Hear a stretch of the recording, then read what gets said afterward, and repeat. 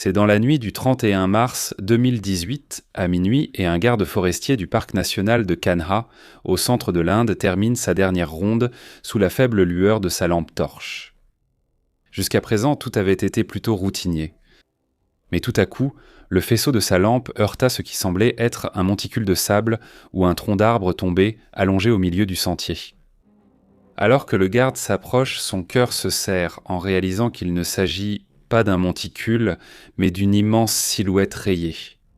C'est un tigre, le plus grand des grands prédateurs. Pendant un instant, il a l'impression que sa mort se tient devant lui. Mais une seconde plus tard, une autre révélation le frappe. Le félin tueur est en fait allongé, mort sur le sentier. Un tigre mort dans un sanctuaire protégé, la nouvelle se répand comme une traînée de poudre. Le lendemain matin, la zone est bouclée comme une scène de crime, et le corps est envoyé pour une autopsie. Dans cette région, les causes probables de la mort des animaux sont généralement l'électrocution par des clôtures électriques ou l'empoisonnement. Mais les rapports allaient en révéler quelque chose de très différent et choquant. Aucune brûlure liée à un fil sous tension ni de toxines évoquant un empoisonnement n'ont été trouvées. Au lieu de cela, le corps portait les signes brutaux d'une confrontation violente. Des traumatismes profonds, des blessures par lacération, de la chair et des os transpercés. Ce n'était pas une mort silencieuse. Il y avait eu une bagarre. Une bagarre avec une créature assez féroce pour tuer le plus dangereux de tous les félins, armé de défenses crochues et extrêmement tranchantes, pouvant atteindre presque la longueur d'un avant-bras humain et doté d'un gabarit pouvant peser jusqu'à 350 kg. Quand ce monstre semblable à un tank fonce sur sa victime, peu importe que vous soyez un félin tueur ou un ours adulte. L'impact, c'est comme une machette attachée à un bélier qui fonce sur vous avec une force capable de briser les os. Voici le cochon bulldozer, le sanglier.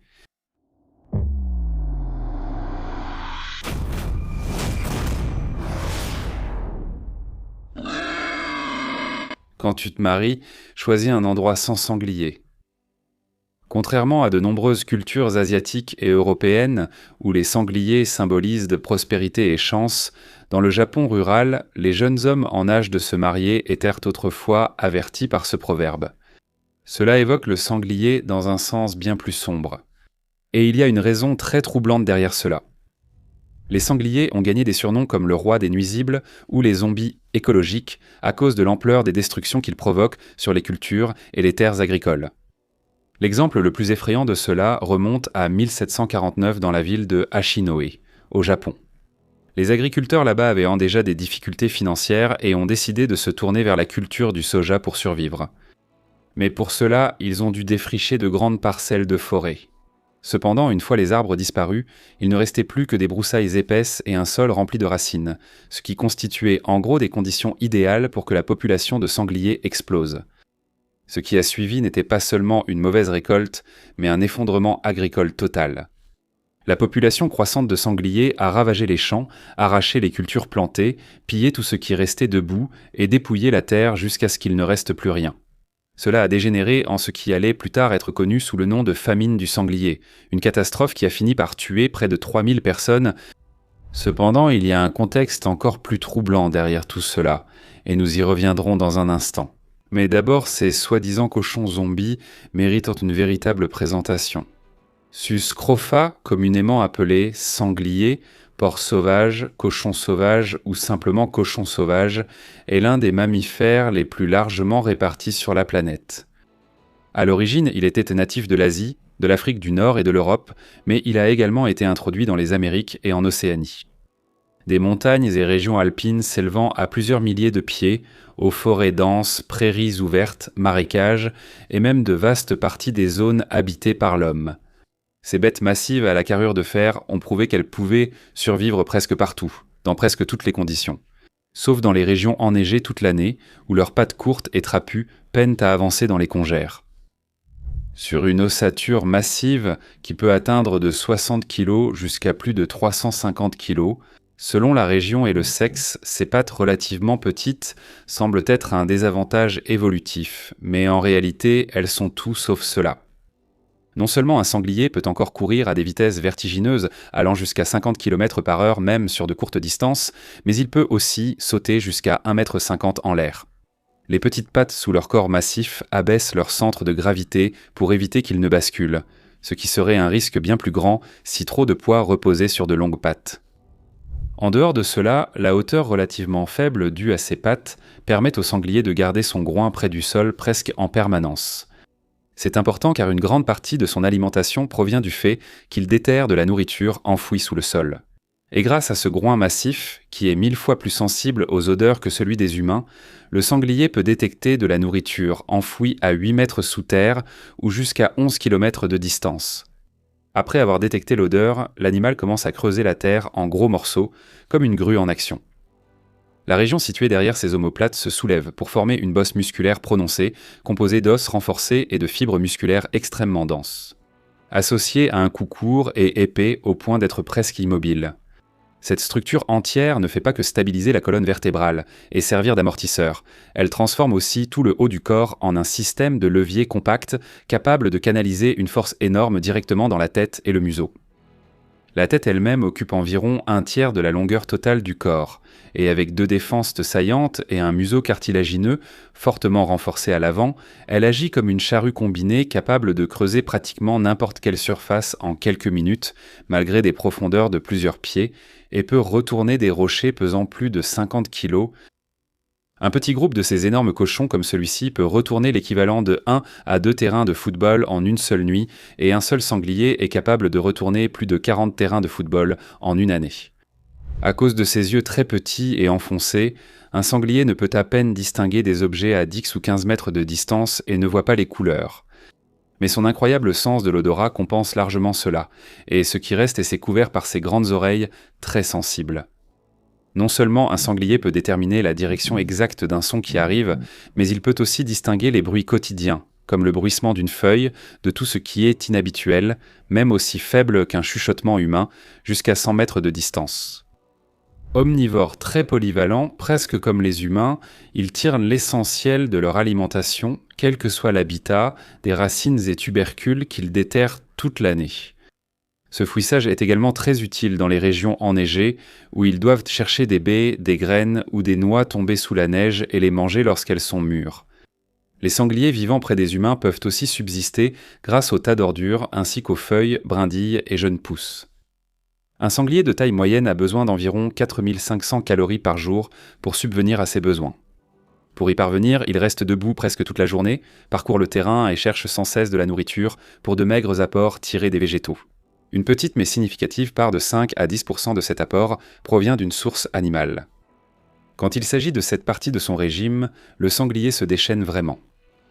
Les images ci-dessous montrent un des événements les plus rares filmés. Après une forte averse dans le parc national de Yala au Sri Lanka à Noël, 2010, ce groupe de sangliers a été vu en train de se régaler d'un cerf fraîchement tué. Déchirant l'abdomen de la proie, le chef de la meute commence par dévorer les entrailles, tandis que le reste du groupe, grognant et claquant des dents sous l'effet de la faim, n'a d'autre choix que d'attendre derrière lui qu'il ait terminé. Les images seules ne racontent pas toute l'histoire de la façon dont la chasse s'est déroulée. Mais un incident similaire, rapporté dans le journal de la Société d'histoire naturelle de Bombay, donne un récit détaillé d'un troupeau de sangliers tuant sans pitié et dévorant un cerf tacheté, ou ce qu'on appelle aussi un kaital. Selon le rapport, 2 experts de la faune se trouvaient dans un parc national du centre de l'Inde le 12 avril 2006, lorsqu'ils ont aperçu un troupeau de 6 à 7 kaitals broutant près d'un point d'eau. Peu de temps après, une vague de panique a traversé le troupeau lorsqu'une harde de plus de 10 sangliers est arrivée. La rencontre est rapidement devenue violente. Une haie massive a chargé le troupeau de cerfs, isolant une adulte, tandis que 2 autres sangliers l'encerclaient lentement pour bloquer sa fuite. Le trio a ensuite maintenu la biche impuissante au sol et, pendant 15 longues minutes, l'a percutée et poignardée à mort avec leurs énormes groins et leurs canines proéminentes. Pendant ce temps, ce sale type n'a pas eu à faire tout le travail. Il a découvert une biche morte à l'air libre et s'est aussitôt jeté sur le festin. Avec ses énormes sabots et ses canines redoutables, cette créature implacable déchire la viande en décomposition et l'avale comme si c'était le meilleur repas de sa vie. Ces canines peuvent atteindre plus de 45 cm bien que la majeure partie de cette longueur soit enfouie dans la gencive, ce qui leur donne un effet de levier et une force incroyable depuis le point d'ancrage. Les sangliers mâles ont une défense creuse dans leurs lèvres supérieures qui sert d'aiguiseur, maintenant ces appendices toujours aussi tranchants que des rasoirs. En plus de se nourrir de cerfs morts ou vivants, ces énormes cochons sont également connus pour chasser les lapins, les lièvres, les rats musqués, ainsi que les œufs et les oisillons d'oiseaux comme les galliformes et les hérons. Ils peuvent de même s'attaquer à des veaux, des agneaux et d'autres animaux d'élevage de petite à moyenne taille, et dans certaines régions, à certains des primates les plus agressifs. Dans les régions où ils partagent bande des rives, ces cochons se nourrissent de poissons tels que la carpe et le gardon de la Caspienne. Par-dessus tout, le sanglier est l'un des 4 seuls mammifères connus par la science à être pratiquement immunisé contre le venin de serpent. Ils survivent aux morsures de serpents et les mangent sans souci grâce à une mutation génétique qui les rend aussi capables de consommer diverses plantes extrêmement toxiques sans danger. Des plantes extrêmement toxiques, comme s'il s'agissait d'aliments ordinaires. Ainsi, avec un régime alimentaire qui va de maigres racines enfouies à plus d'1 mètre sous terre, même si elles sont toxiques à des animaux et des oiseaux de toutes sortes, les sangliers deviennent l'une des rares espèces sur la planète capables de survivre à peu près partout. Et si c'est une excellente nouvelle pour les sangliers eux-mêmes, c'est tout le contraire pour les humains. À la recherche de nourriture, ces soi-disant rois des nuisibles, ou zombies écologiques, piétinent des cultures cruciales, épuisent les nutriments du sol, polluent les sources d'eau avec leurs excréments à des niveaux dangereux, et se nourrissent directement des fruits et légumes qui poussent au sol. Plus ils mangent, plus leurs colonies grandissent rapidement, se répandant comme une maladie et bouleversant littéralement des écosystèmes entiers. Des études montrent que les sangliers ont causé le déclin de plus de 300 espèces végétales et animales, poussant certaines près de l'extinction. Leur fouissage et le fait de retourner le sol perturbent le sol mondialement, générant des émissions de carbone équivalent à 1,1 million de voitures par an. Les sangliers qui mangent des déchets produits par les humains près des habitations pèsent jusqu'à 35% de plus que ceux des forêts et causent donc de nombreux accidents de la route chaque année. Si la famine de Hachinoé fut un exemple historique, encore aujourd'hui, ces animaux provoquent plusieurs famines localisées. Ils ne se contentent pas de détruire les récoltes, mais ravagent les terres agricoles à tel point que les agriculteurs sont souvent contraints de les abandonner complètement. Le pire effet de tous, cependant, provient des confrontations directes entre les humains et ces sangliers.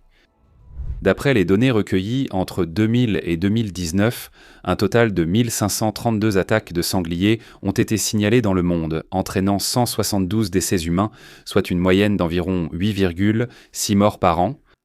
L'animal attaque en chargeant et plantant ses défenses dans la victime, causant surtout des blessures aux cuisses. Une fois le premier assaut terminé, le sanglier recule, réévalue la situation, puis attaque de nouveau si la victime bouge encore, ne s'arrêtant que lorsque la personne est complètement neutralisée. Les premiers récits de telles rencontres brutales remontent aux écrits des anciens Grecs et Romains. Dans la mythologie grecque, Ulysse et Adonis auraient été attaqués par des sangliers, Adonis ayant même trouvé la mort ainsi. Certes, ces personnages sont fictifs, mais la présence d'attaques de sangliers dans des écrits anciens montre que ces animaux causaient déjà autant de problèmes aux humains qu'aujourd'hui. Le 31 janvier 2018, l'une des attaques de sangliers les plus terrifiantes a été filmée par une caméra de surveillance dans la rue dans un petit village du sud-ouest de la Chine. Sur les images granuleuses et pixelisées, on peut voir un homme de 66 ans nommé Zhong, coincé sous un énorme sanglier, se débattant et se tordant tandis que son voisin frappe à plusieurs reprises avec une pelle pour essayer de faire lâcher prise à la bête, mais celle-ci ne bronche presque pas. Alertée par le vacarme, la belle-fille de Zhong sort précipitamment pour tenter de chasser le monstre. Mais le sanglier se retourne avec une vitesse surprenante, la percutant une fois, puis une deuxième, l'envoyant valser avant de se retourner à nouveau et de commencer à tout dévaster autour de lui. Des tireurs d'élite ont abattu la bête, mais les dégâts étaient déjà là. Zheng a subi de graves lacérations et s'est vidé de son sang sur place, tandis que sa belle-fille a survécu de justesse avec de graves blessures. Un incident de ce genre s'est produit dans un village rural de Biélorussie, en août 2025, où un sanglier sauvage gardé dans une ferme privée par un habitant s'est échappé de son enclos et a foncé sur un passant de 44 ans, le blessant mortellement de ses défenses. De même, le 13 février 2026, un ouvrier de plantation de 55 ans a été tué par un sanglier sauvage dans le sud-ouest de l'Inde, ce qui a conduit à l'annonce de compensation pour la famille. L'Inde représente étonnamment 51% des attaques de sangliers sauvages dans le monde chaque année. En raison de ce danger extrême et d'une population de sangliers presque immortelle, les agriculteurs et même les autorités officielles de lutte antiparasitaire du monde entier n'ont d'autre choix que de tuer ces animaux. Chaque année, des millions de sangliers sont abattus de manière sélective pour contrôler leur population, ce qui, soit dit en passant, ne fait presque aucune différence. Sans données précises sur leur nombre, la liste rouge de l'UICN des espèces menacées classe leur population comme étant de préoccupation mineure, ce qui, croyez-le ou non, est en réalité très préoccupant. En parlant de chiffres, même si la plupart de leurs saisons de reproduction ne durent qu'un mois et demi chaque année, dans des conditions idéales qui ne sont pas très difficiles à atteindre pour eux, les sangliers peuvent produire deux portées de 7 à 13 marcassins, chacune sur une période de 12 à 15 mois. Au Texas seulement, ce taux de naissance annuel dépasse les 3 millions de cochons avec des populations locales qui doublent de taille tous les 4 mois grâce à une maturité sexuelle précoce autour de 6 à 8 mois et à une gestation rapide de seulement 115 jours. Le plus féroce dans leur reproduction ne tient pas qu'aux chiffres. La façon dont les sangliers s'accouplent et se battent pour des partenaires montre vraiment pourquoi le qualificatif sauvage leur va si bien. En début de saison de reproduction, les mâles forment une épaisse couche sous la peau, puis un pelage d'hiver de longs poils rêches. Ces deux évolutions protègent les organes vitaux pour la suite. Une fois l'accouplement commencé, les mâles solitaires qui avaient quitté leur groupe vers l'âge de 8 mois reviennent dans ces groupes dominés par les femelles après avoir parcouru de longues distances, rivalisant férocement avec les autres prétendants. Lorsque les combats éclatent, en plus de se donner des coups de tête et de se poignarder, ces bêtes féroces mordent jusqu'à arracher le pénis de leurs rivaux pour les éliminer de la compétition. À la fin de la saison des amours, un mâle dominant peut s'être accouplé avec 5 à 10 femelles, mais il perd environ 20% de son poids corporel et se retrouve souvent dans un état très dégradé, portant plusieurs blessures, principalement sur le pénis à cause des morsures de ses rivaux. En dehors de leurs congénères, la plus grande menace pour ces sangliers sauvages provient des superprédateurs de différentes régions du monde. Les loups, les tigres, les ours, les léopards, les dragons de Komodo, les chiens sauvages et même des félins un peu plus petits comme le lynx boréal sont tous connus pour se nourrir abondamment de sangliers. Un loup, par exemple, peut tuer et manger environ 80 sangliers de tous âges en une seule année, surtout dans les régions où la neige épaisse ralentit les sangliers. Les léopards et chiens sauvages chassent ces gros cochons pour contrôler leur population dans leur habitat. Cependant, lorsque les tigres et les ours entrent en scène, les choses les deviennent un peu inattendues. Ces deux superprédateurs font des sangliers une part importante de leur régime alimentaire sur l'ensemble de leur aire de répartition, ce qui n'est guère surprenant. Ce qui est surprenant cependant, c'est que les sangliers, bien qu'ils soient plusieurs fois plus petits et évidemment bien moins doués pour la chasse et le combat que ces prédateurs dominants, peuvent parfois renverser la situation et réussir à tuer des tigres et des ours. Un incident célèbre s'est produit dans le marais d'Okefenaki, en Géorgie, dans les années 1920, où un sanglier sauvage aurait tué un ours noir lors d'un combat féroce. Des récits des années 1880, dans les monts Ozark, Arkansas, rapportent que des sangliers auraient tué des ours lors de combats. De plus, le volume 2 de la série Les mammifères de l'Union soviétique décrit un incident rare où des sangliers sauvages ont encorné à la fois un tigre et une tigresse qui tentèrent de les chasser. Qui plus est, mais un article de recherche de 1980 mentionne un affrontement brutal entre un grand tigre mâle et un vieux sanglier sauvage. Le combat était si violent que les deux animaux sont morts de leurs blessures.